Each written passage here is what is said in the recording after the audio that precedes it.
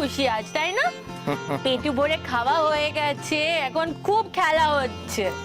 এই দেখো, ঠাম্মি আর আমি মিলে এখন আমাদের খাবার বানাচ্ছি। আমি তো জানি আজ দুজন মিলে এত খুশি কেন, আর দুজনেই যে মায়ের কাছে আছে, তাই না? আর দেখো, মাও তোমাদের দুজনকে কাছে পেয়ে কত হ্যাপি হয়ে গেছে।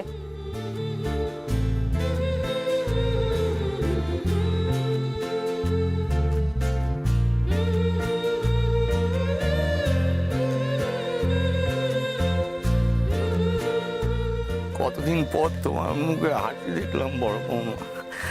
আমি ভগবানের কাছে প্রার্থনা করি কারো নজর যেন না লাগে।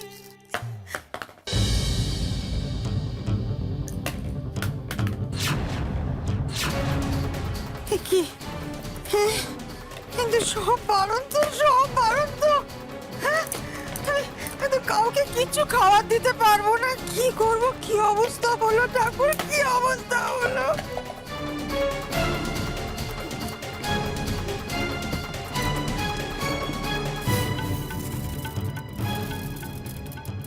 এনে আমি কার মুখে কি অন্ন তুলবো ঠাকুর? মা, আপনি এত কষ্ট পাচ্ছেন কেন? নিশি তো বাজারে গেছে, ও সব নিয়ে আসবে। আচ্ছা, সবজি আছে, আমি কেটে রাখছি। না মা, ধারে কেউ কিছু দিতে রাজি হলো না। দেখো, যা পেলাম তাই নিয়ে এসেছি।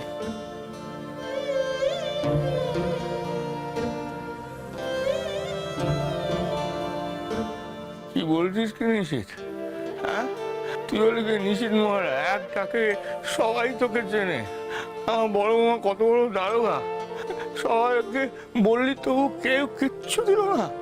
না বাবা, দিল না, কেউ দিল না, এটাই সত্যি। দেবে না তো, কেউ কিচ্ছু দেবে না। এবারে জল দেওয়া বন্ধ করে দেবে, রাস্তাঘাটে হাঁটা চলা বন্ধ করে দেবে, এক ঘরে করে দেবে। অস্পৃশ্য ওরা।